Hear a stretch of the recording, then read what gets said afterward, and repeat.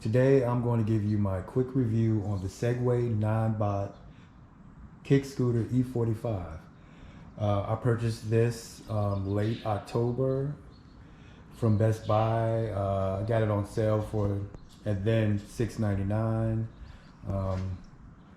And the advertised specs is 28 miles max operating range with a 18.6 max speed. And it is 36 pounds and it is a IPX4 waterproof rating. So my quick thoughts on this scooter since I've been riding on it.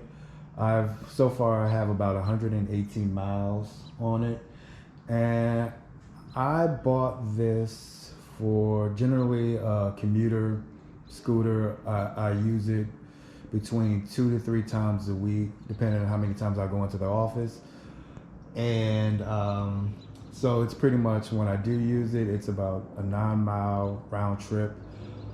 And so with that said, some of the things that attracted me to purchase it was that because it's pretty much the winter time right now, and I wanted something that was a little bit weatherproof in a sense that it would, it will hold up during cold weather. So this supposedly works up until 14 degrees Fahrenheit, as low as 14 degrees Fahrenheit, and as high as 104 degrees Fahrenheit. So I was covered in that aspect. The wheels are solid tires. It's spec'd as a 9-inch high elastic non-pneumatic tires.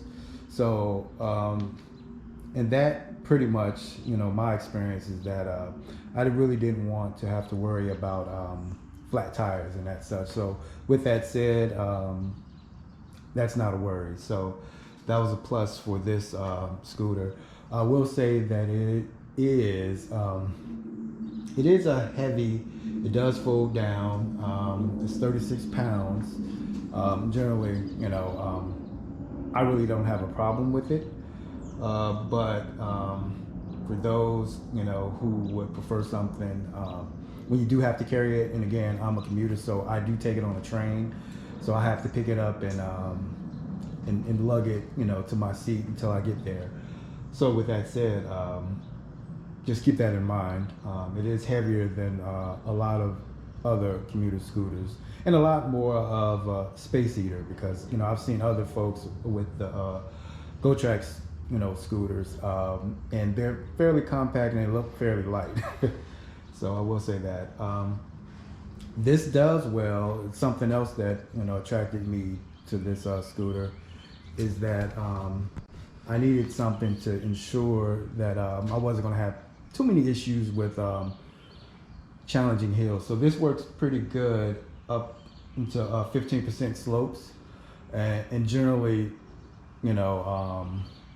it'll keep you moving, and it doesn't too much slow you down, from my experience. It has illumination. It comes with its own headlight. So I will turn it on, and there's the light. And that light is it does a pretty good job. A lot of folks said that they prefer to have other exterior lights, but this works very well.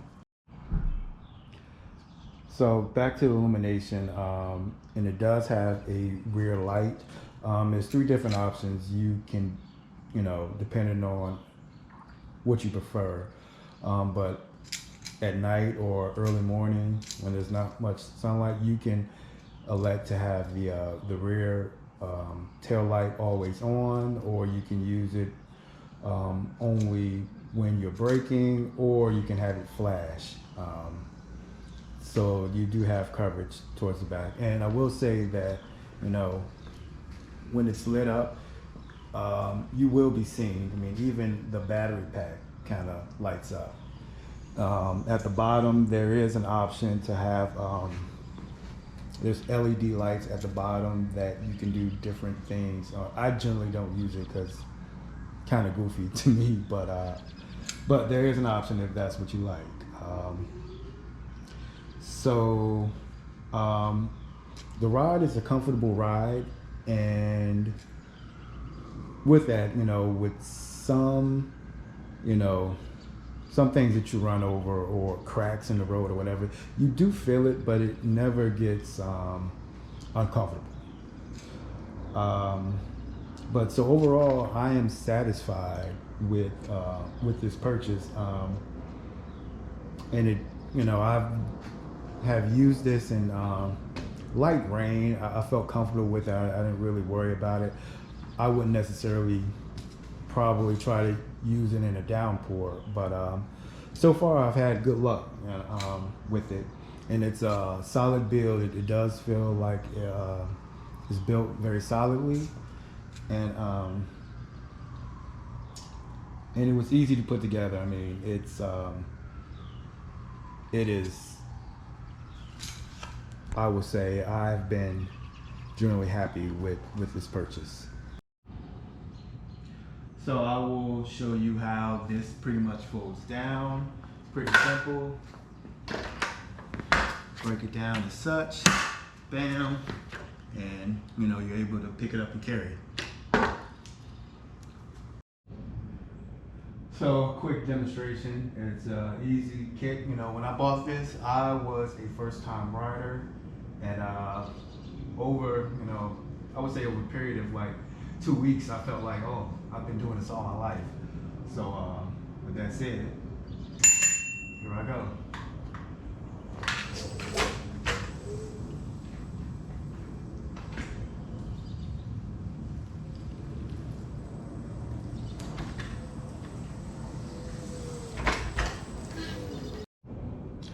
So here you have the GoPro app that you can download from the App Store.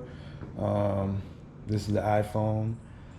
And so generally you have the option to record your ride, and generally I record it just to know how long it took for me to get from point A to point B. But generally it will tell you, the miles traveled. It'll tell you your current battery life, where that is.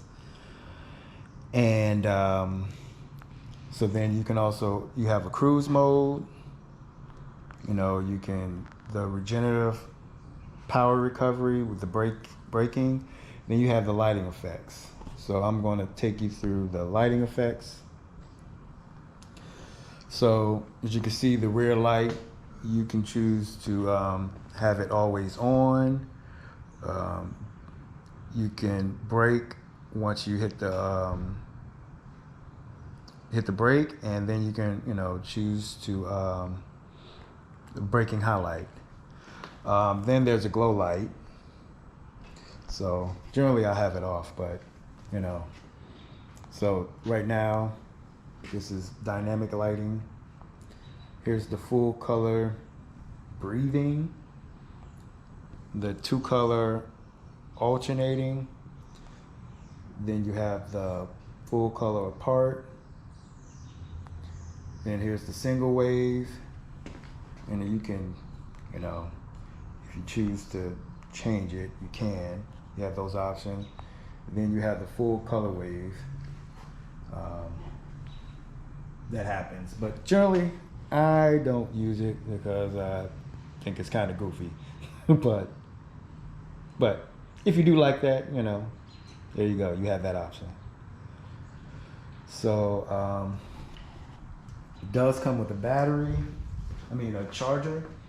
Sorry. And this is what the charger looks like. Generally, it's pretty lightweight. Generally, I bring it with me. I put it in my bag in the morning, and so generally, while I'm working, I'll have it charging until it gets to 100%, unplug, and then I'm good to go. And it doesn't really suck a lot of the battery up, even for on the one trip for me, for my regular, commute, it's about 4.5 miles total. And it gets down to maybe 75%.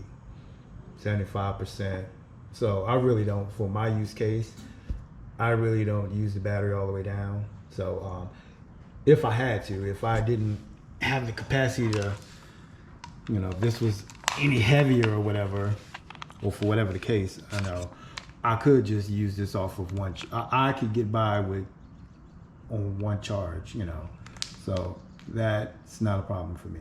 So, but overall, I like it, and I would recommend it. It's a fun ride. I don't regret buying it, and so hey, it works for me. And the other thing I will say though, and I think I've already said it, that it is a space eater. So like for me, I'm on a commuter train, so I'm able, at this point to put it in the seat next to me. It's a two-person seating, and I'm able to put it in the seat right next to me from the floor, sit it on the floor upwards. But if we were in normal times, I don't know if that would work, so I probably would have to sit elsewhere because it does take up a lot of space. But so far, I am very pleased with this, and I would recommend it. So now I'm going to take a little small ride around the block. Here we go.